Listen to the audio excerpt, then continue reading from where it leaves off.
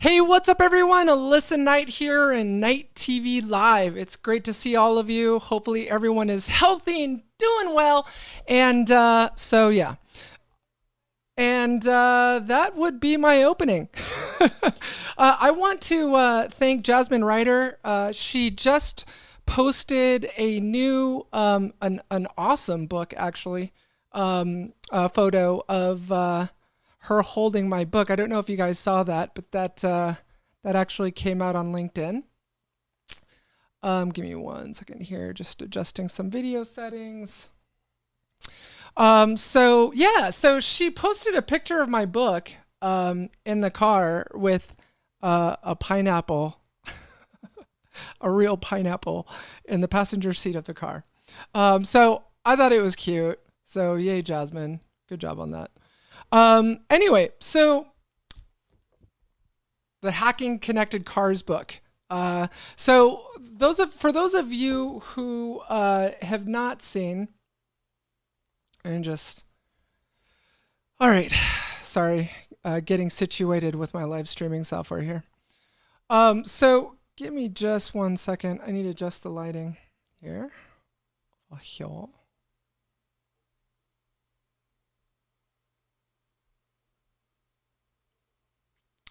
All right. So what we're going to be doing is I'm going to be doing this weekly live stream every Thursday.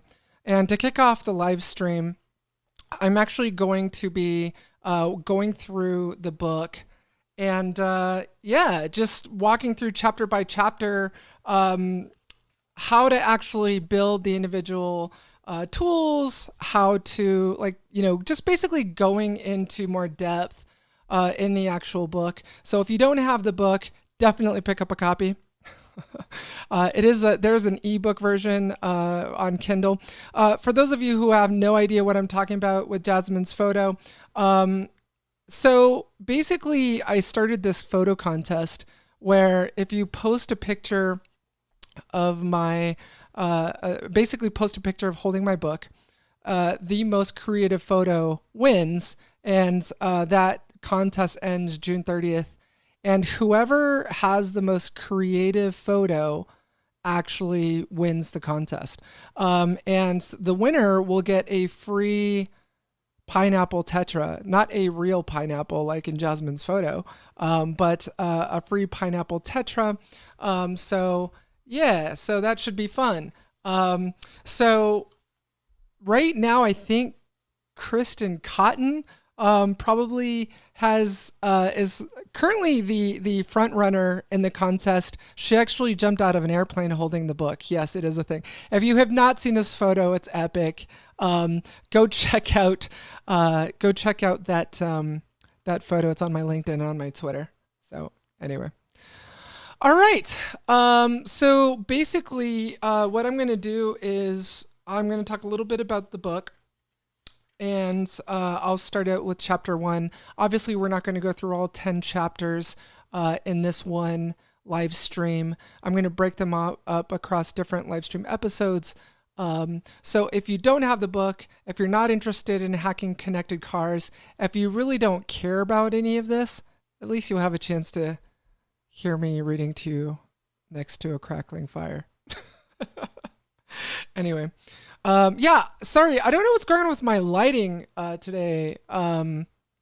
It's like really bright here in Las Vegas. So anyway, okay, so I'm gonna basically start with chapter 1. If you haven't yet read the introduction, definitely give it a read. I think one of the most the most positive comments that have come back on the book has been actually the introduction of all things. I am monitoring the live chat on YouTube.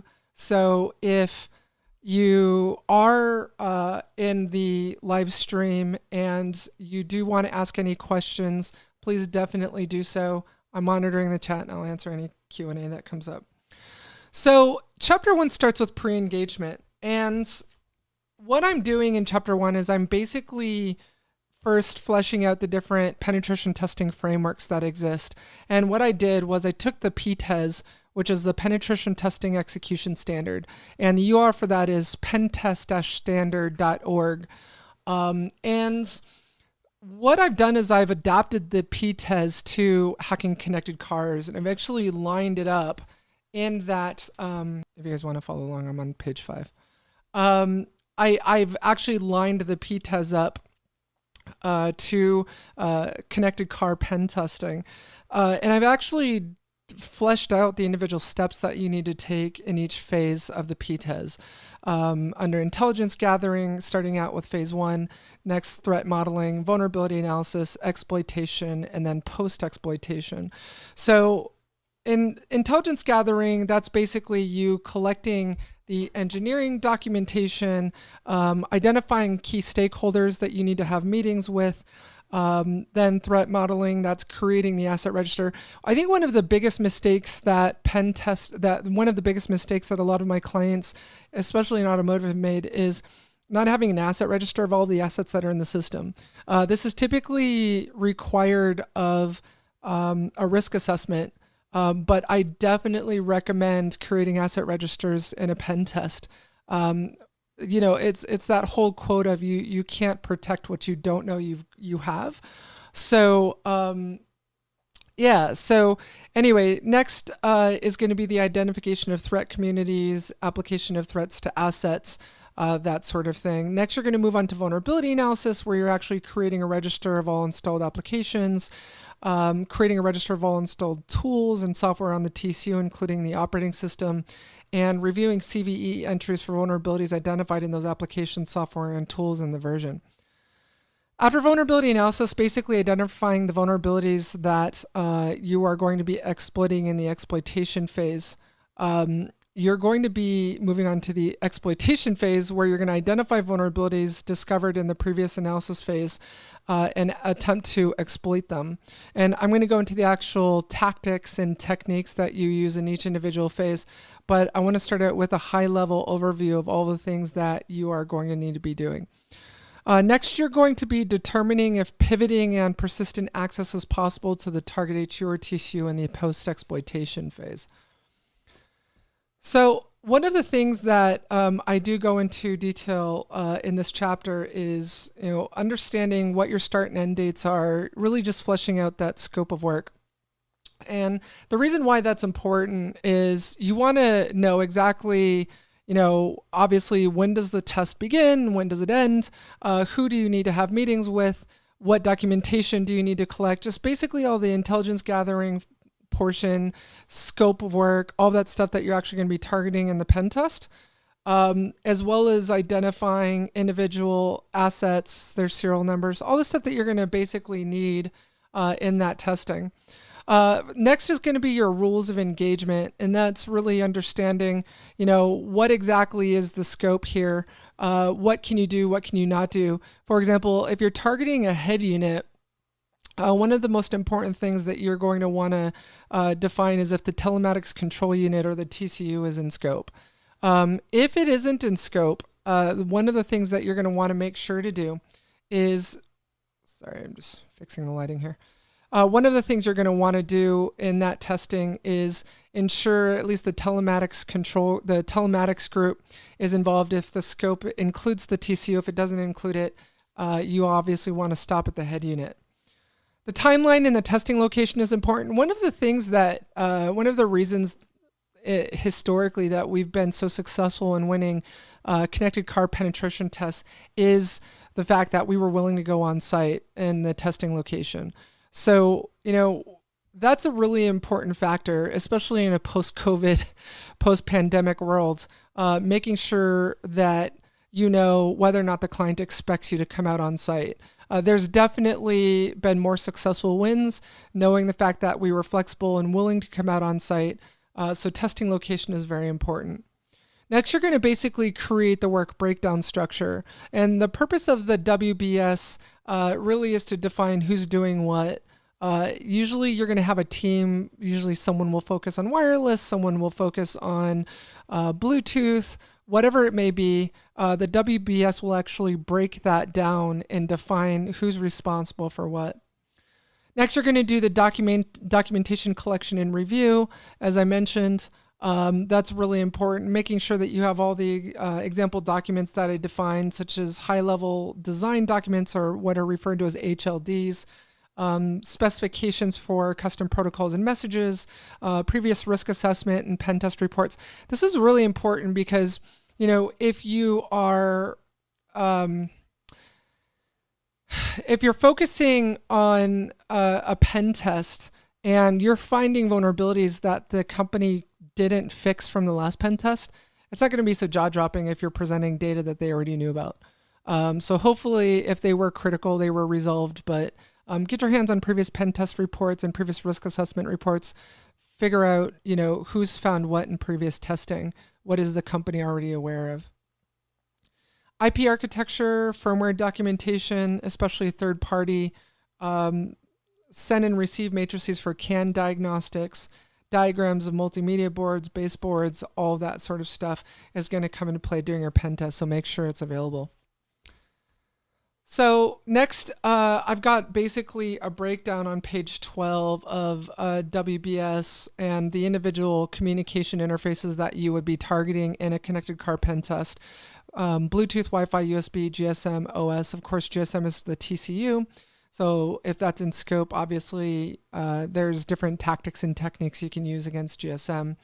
The different vulnerability categories, and so I have different work packages broken up by vulnerability categories in the book. So it's definitely something that you're going to want to be aware of. Every engagement that you participate in, I would recommend there be a project manager involved. Project management is critical in the fact that you need someone just making sure that while you're burying your head in the sand like an ostrich, that that you've got someone sort of watching out for scope creep, making sure that you're hitting dates and that the work packages that the client expects to be delivered is exactly what's delivered. So definitely always have a project manager involved that's responsible for oversight, making sure that those things are being done. In this chapter, I do talk about the different project phases, and historically I've always used the PMBOK, or Project Management Body of Knowledge. So I would recommend the PMBOK. I actually align the PMBOK phases up with the PTES phases and the individual activities for each PTES phase. So, it's my recommendation that you stick with that, starting from conception and initiation of the project to definition and planning, launch or execution, performance monitoring, and the actual close of the project. I do actually include a project concept document, so you'll see it on page 17, where I've got the head unit, the TCU penetration test as an example project concept document. Who your customers are, you're going to obviously want to document contact information for project sponsor, the actual statement of the project. What is it that the client actually wants to achieve in this penetration test? The background as well, the problem definition. What problem are you actually trying to solve? It's not just about throwing money at the problem and hoping something sticks. You really want to define the problem and making sure that the desired state and the project objectives are clearly defined, as well as the customer's expected outcome and results. If those things aren't previously defined, I've seen projects go south real fast because those expectations aren't documented and the project team isn't actually working towards those expectations.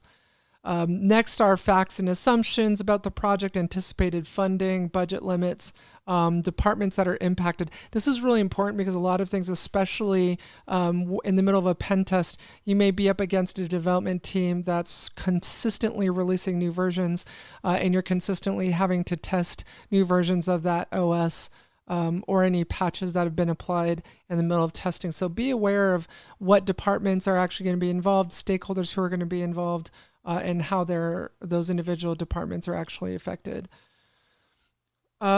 So I do actually define the individual portions, including a WBS. On page 22, you'll actually see a sample work breakdown structure based on whether or not they're a responsible party, informed, that sort of thing. So all of these templates are actually downloadable from the book's website, something you want to keep in mind. So one of the things that I do love about books that I've read is the availability of templates.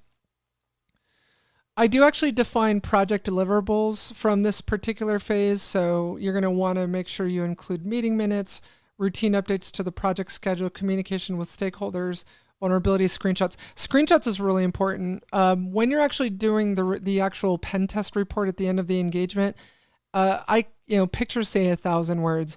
If you can include screenshots from the penetration test, that's awesome. I definitely would take screenshots while you're actually doing testing. Performance monitoring is important. Making sure that you're tracking meeting minutes, that activities are being documented and tracked along the way, all the way to project close. So chapter 1 actually goes into the lab setup. So on page 25, you will see a list of required hardware in your lab setup for hacking connected cars from the Wi-Fi Pineapple Tetra to ValueCan 4 to Vehicle Spy 3. I believe there's a newer version of that, as well as pricing that's been defined there and their websites. The RTL SDR hardware options, the Blade RF 2.0 has actually come out. That actually supports 5G. So that actually obviously superseded the original Blade RF. Hack RF1, USRP. So I just basically go into the different RTL SDRs that you should include in your kit. Now, as far as the RTL SDR is concerned, for those of you who aren't aware of what the heck that is, it allows you to basically create a rogue base station.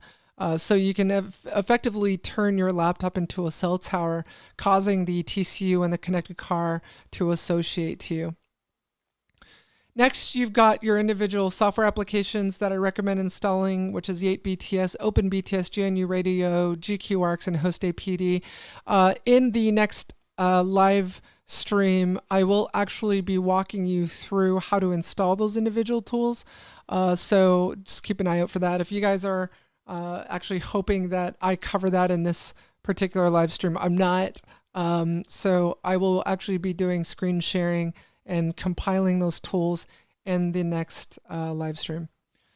So your microbench is basically your little rack mount where all of your hardware is installed. This is where your car engine emulation software lives, your vector CAN adapter, your head unit, your TCU, basically all the hardware that's provided from the client would actually be found in the microbench.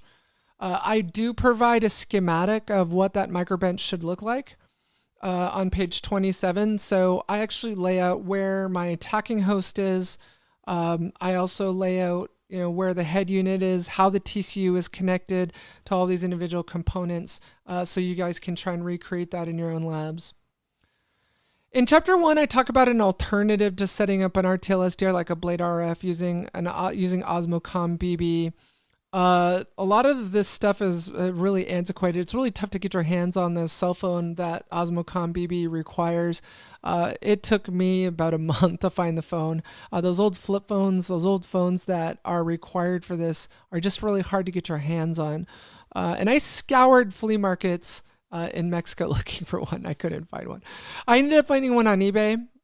So definitely I would recommend following the Blade RF route. But again, I do include the instructions in here if that's the route that you want to go. All right, so the summary on chapter 1 is on page 36. I basically talk about updating the firmware for your Wi-Fi Pineapple, how to actually set up your Pineapple, how to set up and configure Blade RF with Yate-BTS. There are different alternatives to Yate-BTS, but the instructions that I provide in my book are for Yate. It's the software that I use.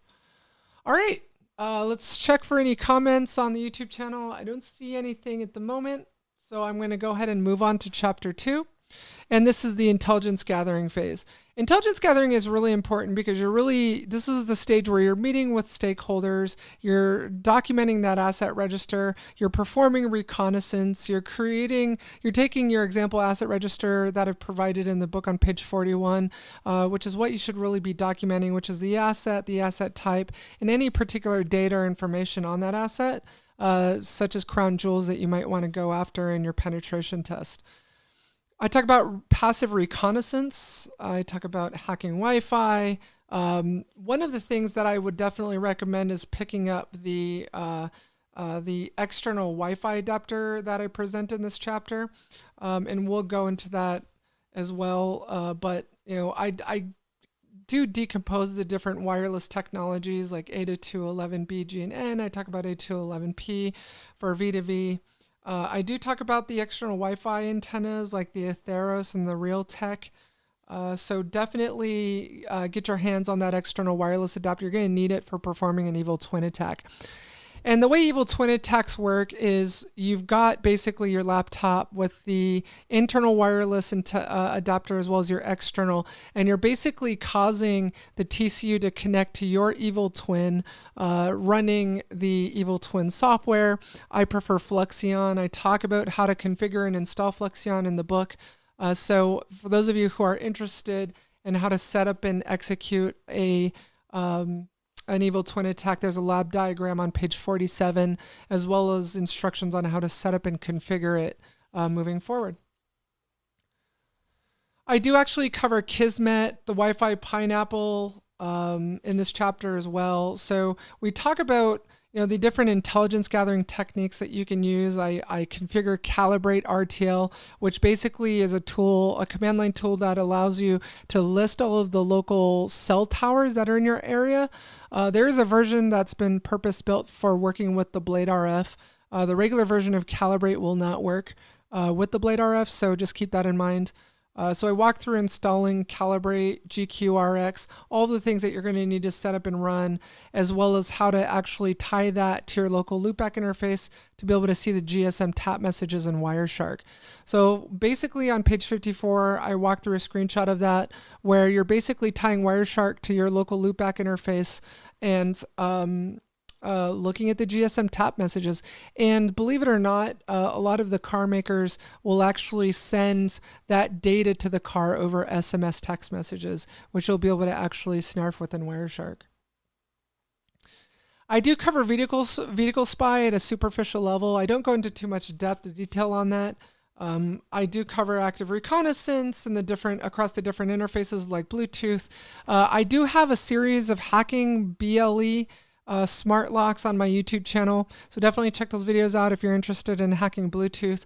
I talk about Bluefruit LE sniffer in this chapter and BT scanner, and then on page 60 is a summary of the different things that are covered in the chapter. So we're going to end with chapter 3 in this live stream. I'm going to be covering threat modeling at this point. Threat modeling, while it's performed in risk assessments, I do actually perform threat modeling and penetration testing.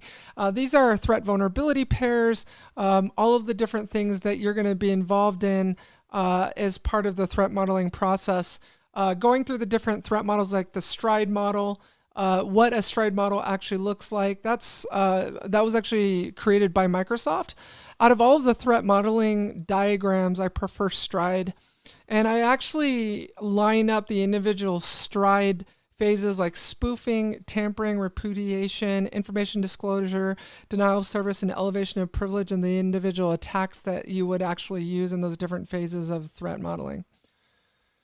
In this stage, you're going to also, again, create that asset register. You're going to diagram and document everything that's in your target that you're actually targeting in the penetration test. You're going to create a DFD, which is a data flow diagram. And on page 67, I actually have a DFD. So I actually define what an external entity is, the process, a data store, and a data flow, and the individual diagrams for that. And I line the DFD elements up in the individual phases of STRIDE. Next, you're going to identify the threats, and this is important for the client to understand what threats actually exist for that TCU or for that head unit, whatever it is you're actually targeting. I go into actually creating attack tree diagrams, which are really important. So on page 68, you can actually see, and on page 70, I have an actual diagram of an attack tree. So if you guys are looking for actually how to create attack tree diagrams, how to create threat models, on page 71, I have an actual threat model, example threat model of a TCU. In this particular threat model, I'm actually diagramming out key exchange that's occurring between the TCU and the backend over OTA, how those web requests go back and forth between the TCU and the head unit and the actual external entity.